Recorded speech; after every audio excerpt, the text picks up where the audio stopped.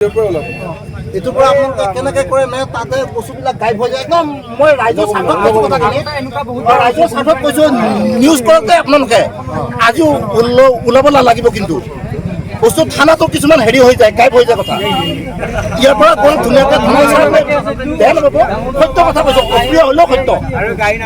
বস্তু গাইব হৈ যায় চব মেনেজ হৈ যায় গাইব এইটো আমাৰ গাঁওখনত বদনাম হৈছে ইয়াতে আছে আমি এতিয়া হাতে লোটা ধৰিব নোৱাৰোঁ কাৰণে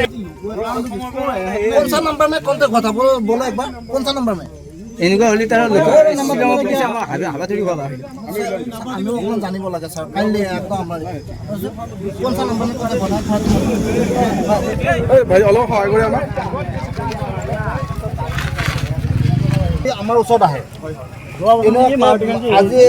মানে বাৰিষা বতৰ ইয়াতে পথাৰীৰো মানুহ গৈ মই উদ্ধাৰ কৰিছোঁ আৰু আজি 2 বছৰ 3 বছৰ হ'ল কনটেক্ট আগৰ পৰা হৈছে ছাৰ একদম বুজাই দিব কবছে হোৱা পইচা পকেটত থাকাতে খাওক বেলেগৰ ঘৰত আমি উলিয়াম চাব আপোনালোকৰ গতিকে কেছটো যাতে গাইড নহয় গাড়ী সচৰাচৰ প্ৰমাণ আছে এইখনৰ আমাৰ প্ৰমাণিত প্ৰমাণ আছে আমাৰ গাঁওখনত বদনাম হৈছে ইয়াতে আছে আমি এতিয়া হাতে লোটা ধৰিব নোৱাৰোঁ কাৰণে এনেকুৱা অৱস্থা ফালৰ পৰা চিপাঝাৰৰ ফালৰ পৰা আহিলোঁ ইয়াত এটা এক্সিডেণ্ট টাইপ দেখা পালোঁ বহুত মানুহ গেডাৰিং দেখা পালোঁ পিছত জানিলোঁ দুজন বাইক এখন পৰি আছে আৰু ল'ৰা দুজন মেঘালয়ৰ পৰা অহা বুলি কৈছে মেঘালয়ৰ পৰা ইয়াতে কিবা পইচা লৈ অহা বুলি কৈছে এক্সচেঞ্জৰ কাৰণে জালনত এক্সচেঞ্জৰ কাৰণে আৰু সেই এক্সচেঞ্জৰ আমাৰ ইয়াৰে মানুহ এঘৰ তাত যোৱা বুলি কৈছে লোকেশ্যন ক'লে আমাক এই লোকেশ্যন মতে আমাৰ গাঁৱৰে এজন মানুহে অকণমান জাল নোটৰ ব্যৱসায় কৰা বুলি আমাৰ তাত সন্দেহ হৈছে ইয়াৰ আগতেও কেইবাবাৰো পুলিচে ৰেড কৰিছিল ৰেড কৰি জাল নোটৰ মেচিন কিছুমান উদ্ধাৰো কৰা বুলি আমি মানে বাতৰিযোগে শুনিছিলোঁ সেই পৰিপ্ৰেক্ষিতত আজি যিটো দেখিলোঁ সিহঁতৰ পৰা 2.5 লাখ টকা কাঢ়ি লোৱা বুলি কৈছে আৰু আমি সন্দেহ কৰিছোঁ জাল নোটৰ কাৰণে এক্সচেঞ্জৰ কাৰণে আহিছিল বা সিহঁতৰ লগত এই মানুহঘৰৰ লগত যোগাযোগ কৰি তেওঁলোকে অহা বুলি আমাৰ এটা সন্দেহ কাৰণ ইয়াতেও আমি বহুকেইবাৰ সেই তেনেকুৱা ধৰণৰ মানুহ অহা যোৱা কৰা দেখাও পাইছিলোঁ ৰাস্তাত ধৰি সোধা পোছা ৰাতি 12টা বজাতো আমি কেতিয়াবা ৰাস্তাত ধৰি সোধা পোছা কৰা তেনেকুৱা কথা কিছুমান ওলাইছিল পুলিচক জনাও যদিও কিন্তু পুলিচক ইমান এটা সেই গুৰুত্ব কম দিয়ে মানুহজনৰ বয়স কিমান মান ল'ৰা কেইজন সিহঁতৰ 24-25 বছৰৰ ভিতৰত হ'ব 25-25ৰ ভিতৰত হ'ব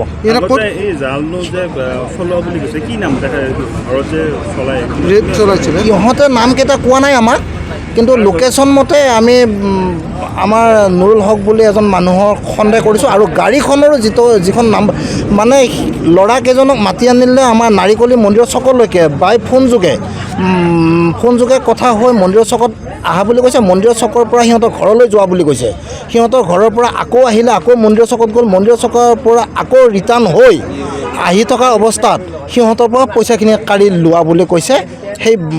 বাইকখনৰ মালিকে ঘটনাৰ জালনোটৰ কেন্দ্ৰ কৰি মানে জালনোট বুলি আমাৰ এটা সন্দেহ আমাৰ ৰাইজৰ সন্দেহ পূৰ্বে আগত এই ধৰণৰ কথা জড়িত আছিলে নেকি জড়িত আছিল আমি বাতৰি যোগে পাইছিলোঁ পুলিচে এদিন ৰাতি ৰেড কৰিছে ৰাতি কথাটো আমি গম নাপাওঁ কিন্তু পিছদিনা মানে বাতৰি কাকত যোগে আমি গম পাইছোঁ যুৱকজন ক'ত গ'ল এতিয়া তেওঁলোকক আমাৰ ৰাইজে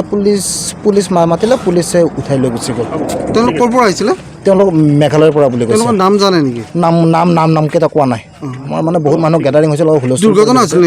দুৰ্ঘটনা হোৱা নাই বাইকত আহি বাইকত ৰখাই বুলি কৈছে নে ৰখাই বুলি ক'লে নে কেনেকুৱা ক'লে ৰখাই কিনে তাৰ পৰা পইচাখিনি কাঢ়ি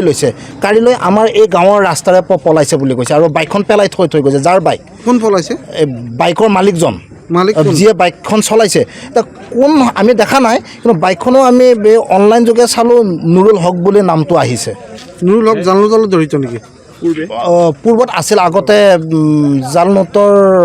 তেওঁলোকৰ ঘৰত হেৰি মাৰিছিল ৰেড মাৰোঁতে পুলিচে সেয়াও পাইছিল মেচিন পাইছিল তেওঁলোকে টকা সলাব আহিছিলে নেকি আমাৰ সন্দেহ হয় সেইটোৱেতো সন্দেহ হৈছে সিহঁতে টকা সলাব আহিছে নহ'লে 2.5 লাখ টকা আমাৰ গাঁৱত কাৰ লগত যোগাযোগ কৰি কি কাৰণত আহিব আমাৰ সন্দেহ হৈছে সেই মানুহঘৰৰ লগতে যোগাযোগ কৰি আহিছে। আপোনালোকে কিবা তদন্ত বিচাৰিব নেকি এতিয়া? তদন্ত বিচাৰিছোঁ। আমি পুলিচকো ক'লোঁ, পুলিচক এইখিনিও ক'লোঁ যে মানে